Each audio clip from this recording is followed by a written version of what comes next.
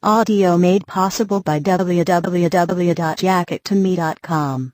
Warning. The following has suggestive content that is not suitable for some listeners. Audio Fanfiction Productions presents Wide Awake. Fanfiction written by Angscata003. Fanfiction inspired by the Twilight Saga written by Stephanie Meyer. Chapter 18. Bye Brandy snaps, all in it words point of view. I woke up, all dangled and shiny fucking girls. They smelled so fucking good. Then I stiffened, remembering how the curls daunted me, and rolled over with a groan. I felt Bella roll out of bed, and I forced myself to keep my eyes closed and not look at them anymore. I heard her shuffling out of the bathroom 10 minutes later, and hastily packing up her things. Once I was sure she was out the door, I let my eyes finally open.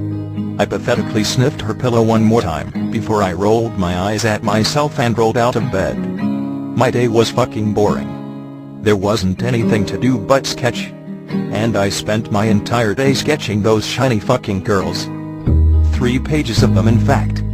I felt so fucking stupid, and I was wondering if I was going to end up as one of those hair fetish freaks, or some shit. By 10 I had put my foot down on the shiny fucking curl situation. I refused to let them control me, so when she came back at 10 that night, I opened the door without looking at her, fearing the shiny fucking girls. But as she walked past me I saw her hood was up again. And for some reason, I was pathetically disappointed. I slowly reached up and pulled her hood down, like I always did. No pretty shiny girls. She began unloading my meal on my beat with her back towards me, never speaking. I tried not to read too much into it, and flopped down on the bed, while she shuffled to the couch. I began opening the containers, smelling them reverently. But when I looked up, Bella turned at the same time. And the look in her eyes scared the shit out of me. Pain. "What's wrong?" I asked, trying not to panic. She grimaced, and flopped down onto the leather sofa. She let out a heavy sigh, and shifted her gaze towards her lap. I furrowed my brow. "Edward, I have to leave tomorrow," she whispered, so quietly I could barely hear. But I knew what she said. It had been my biggest fear for weeks. She was fucking leaving.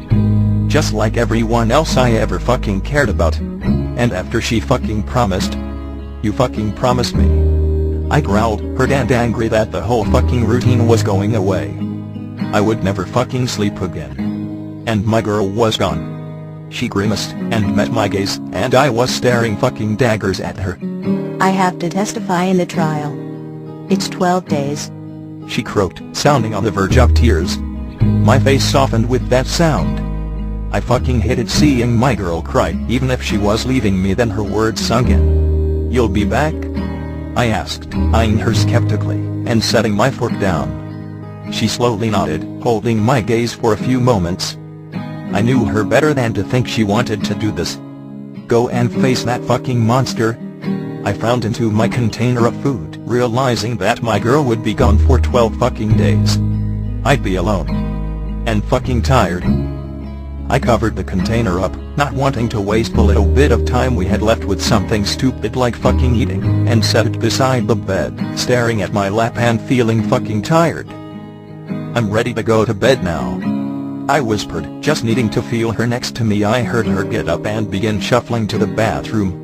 I began throwing on my pajamas, while my girl was in the bathroom putting on hers. I couldn't wait to get into that bed. She was fucking leaving. The routine would be gone for 12 days. And so would my girl. When I heard the door open, I glanced over at her. She looked so fucking sad that it made me sad. I pulled down the covers and slid under them, while she did the same. I didn't waste time. I reached up and turned the light out and scooped my girl up. I buried my face into her soft hair, pressing her little body tight against my chest. I breathed it in, all fucking brown and flowers and cookies. It wasn't as shiny tonight, but it didn't fucking matter to me. I felt her little fingers working through my hair and I sighed into hers. She shivered, and I didn't want my girl to be cold, so I held her tighter. Probably too fucking tight. But I wanted to keep her next to me, make her fucking stay. Keep her monsters away for just one more night. As if knowing exactly what I was offering, she nuzzled her head into my chest, tickling my nose with all her hair. But then she started humming, and I didn't want it to end yet. I wanted to stay next to her conscious for just a few more fucking minutes. Not yet, I whispered against her head. She immediately stopped humming, and nodded into my chest. Her little fingers felt so fucking good in my hair. I wanted her to feel something like that. Anything like that. So I began rubbing her back. Firmly but slowly up and down from her neck to her waist, tungling her hair beneath my fingers with each hard caress.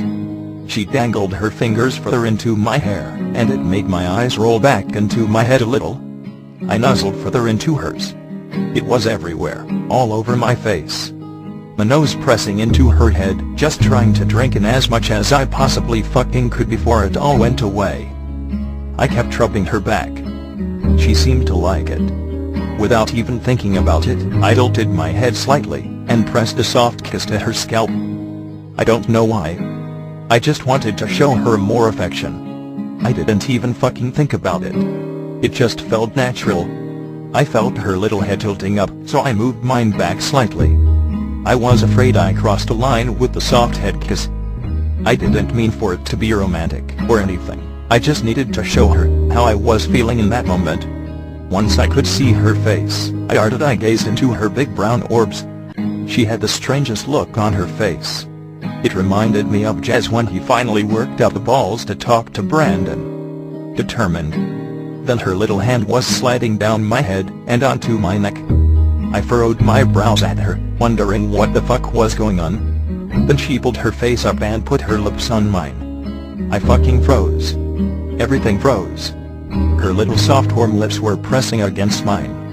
And I was panicking, because one more kiss was sure to make that fucking switch turn on. And neither of us wanted that. Stop. I whispered against her lips.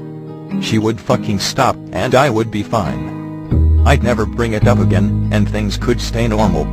Her eyes were closed, but mine remained open in shock. Why the fuck is she doing this? She kept fucking going. Grabbing my bottom lip in between hers, just like I fucking taught her to do. But I couldn't fucking move, because I was focusing on anything else but her lips on mine and her soft body flesh against me. Then she moved her little warm hand around from my neck and cupped my face, rubbing her thumb over my cheek. And I briefly wanted to praise her for paying such good attention on the last kiss I gave her. But then she grabbed my lip in between hers again, sucking softly and lightly. And I was fucking grasping for control, trying not to move, because if I did, everything would be ruined. But then she moved to my top lip, and forced her bottom in between mine. And having her soft pouty bottom lip just right fucking there broke me. Every nerve in my body was waking up and coming to life. And suddenly, I was a hormonal teenage motherfucker. I brought my hand up from her back, and pulled her to me roughly, crushing her lips against mine. All the air left my lungs as I began sucking on her bottom lip. That same fucking lip. And she was doing the same, and she was doing it so fucking good, fisting her little hand into my hair, and pressing me against her mouth harder. When I felt her tongue come out, I didn't freeze up like last time. I was too fucking far gone. I darted my tongue out and licked hers. And she fucking moaned. And the sound of her soft little moan made me harder than Jessica fucking Stanley and Lauren Mallory combined. I pulled her to me tighter, satisfied that she was enjoying this almost as much as I was, and forced my tongue into her warm mouth. And she tasted so fucking good with her tongue pressing against mine while she sighed into my mouth. She just kept pressing herself against me and pulling my face closer, panting into my mouth. And for the first time ever, I finally allowed myself to really feel all of Bella against me, and my girl felt so fucking sexy pressed against me that I groaned into her mouth. It was the groan that always told me it was going too fucking far. But I couldn't pull away. I had to feel her beneath me, I had to feel her little soft body pressed against mine completely. So I rolled us over. Like the hormonal teenage motherfucker I was. I held my upper body up with one palm on the bed, but used the other to pull her face closer. And I was idly wondering if this was too much for Bella too fast. But then she fisted her other little hand into my hair, and tilted her head just so she could plunge her fucking tongue deeper into